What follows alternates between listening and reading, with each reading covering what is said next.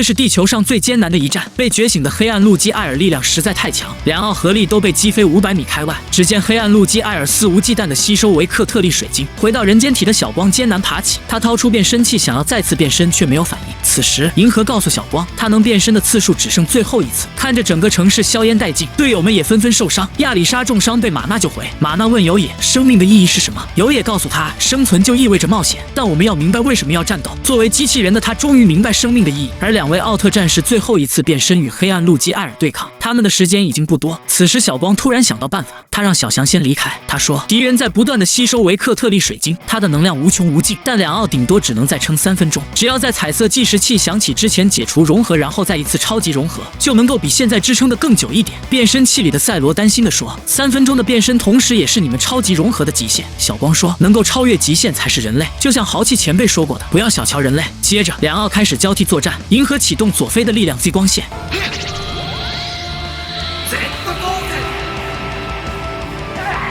大招正中其中，向前冲去，帅气躲过怪兽的大长尾，随后启动艾斯奥特曼之力梅塔利姆光线。只见怪兽被击飞5米远。这时小翔赶紧交换上场，变身超级融合维克特利奥特曼，启动奥特武装艾雷王扫尾。面对强大的敌人，丝毫不敢怠慢，金色皮鞭在敌人身上不断按摩，怪兽被打得连连后退。眼看敌人就要启动维克特利加农炮，维克立即变换武装超级之盾锯齿钳，上前冲去想要锯掉加农炮，不料却被怪兽一把甩开。怪兽虽被摧毁大半，但还是蓄力喷射加农炮。维克发起大招维克特利姆射线与其对抗，但最终还是被击飞。没办法，只能再次交换银河上场。银河借用泰罗奥特曼之力变身银河斯特利姆形态，俯冲变出3叉戟插入加农炮，敌人瞬间熄火状态。就在你以为成功之时，后台操控的切布尔星人说了句逗你玩的，一股强大的力量将银河击飞，所有的队员们也遭受重击。切布尔星人还在寻找超越维克特利水晶的最强力量，队员们集合在一起，看着怪兽似乎在寻找什么东西。马娜说，切布尔星人的目的就是获得最强的肉体。这时受伤的小光赶来，同时地底的人们也来到现场。他说阿莎女王想要召见小光和马娜。几人来到地底，阿莎女王说敌人的目标就是维克特利水晶之河，水晶之河若被夺走，那么整个地球将会毁灭。水晶之河位于地底6400公里的地方，人类是无法轻易接近。他对马娜说，身为机器人也是有重要的意义。马娜问自己接近水晶河后还需要做什么，女王说水晶之河会借用你的身体，并直接与你的心灵对话。说着他摘下水晶项链送给马娜，将它送到地底下。马娜通过层层烈火见到水晶之河，他与水晶之河进行心灵对话后又回到女王这边。他说，我会出现在这里的意义全部都明白了。转身对着有野说，生命确实是有意义的冒险。几人回到地上，只见马娜变了人似的突然对自己人动手。他说，休想妨碍我的主人。很快他来到主人切布尔星人面前，向主人献上水晶之河，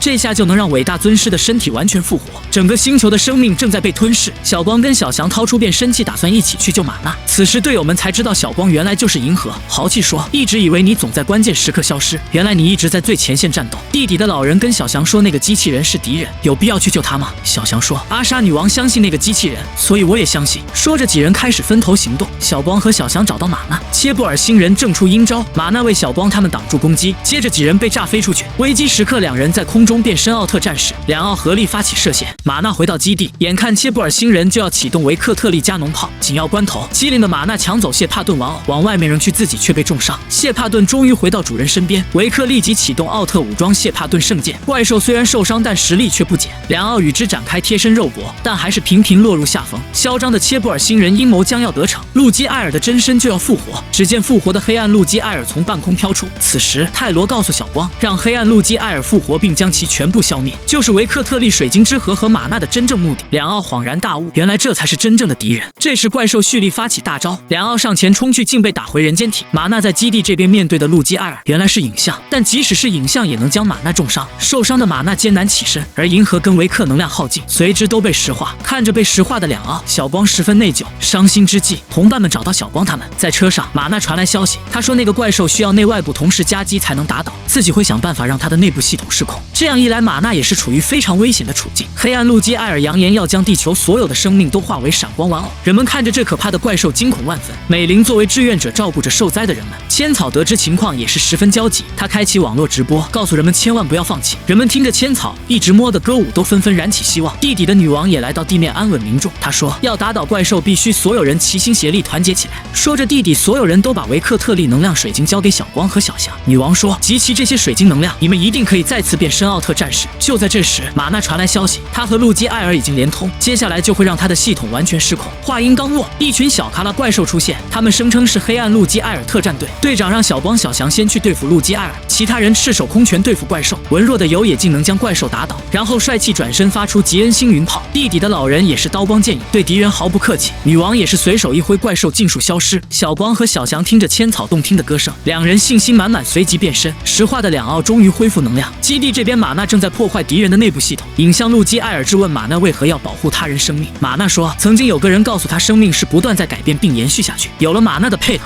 两奥面对强大的怪兽丝毫不敢拖泥带水。维克使用奥特武装萨德拉锯齿钳，接着启动艾雷王扫尾，银河蓄力金色光盘闪电击中怪兽。维克接着配合奥特武装金骨桥火箭炮。此时的小翔正在不断的超越自己。黑暗路基艾尔说，根本无需变化，一切都会停止于幸福之中。玛纳说，生命循环是不会停止的，一个生命会延续至下一个生命。这时银河启动银河光刃剑，将怪兽打得连连后退。现在就是合为一体之时。小光启用泰罗奥特曼之力银河斯特利姆形态，发射佐菲之力 M87光线，接着又是李小龙附身，对着怪兽就是一顿胖揍，一拳一拳击中怪兽心脏。基地这边，玛纳成功破坏敌人内部系统。就在生命的最后时刻，作为机器人的玛纳想起共同战斗的伙伴，竟然流出眼泪。只见被破坏系统的黑暗路基艾尔全身泛起金光，两奥合力发起必杀技维克特利姆至高冲击和宇宙奇迹特殊光弹。不得不说，这降龙18掌确实厉害。临死前的黑暗路基艾尔还在苦苦挣扎，最后还是在爆炸中消失。告诉大家一个秘密，帅气的男人从不回头看爆炸。城市终于恢复平静，维克特利水晶之河终于回到大地之中。银河跟小光说，我坚信永恒的生命之力，而路基艾尔却不以为然。原来银河跟路基艾尔是一体，光越是强大，影就会越浓重。这时泰罗也现身，他告诉小光，只要你需要我，随时都会赶回来。说完，他们做完最后的告别。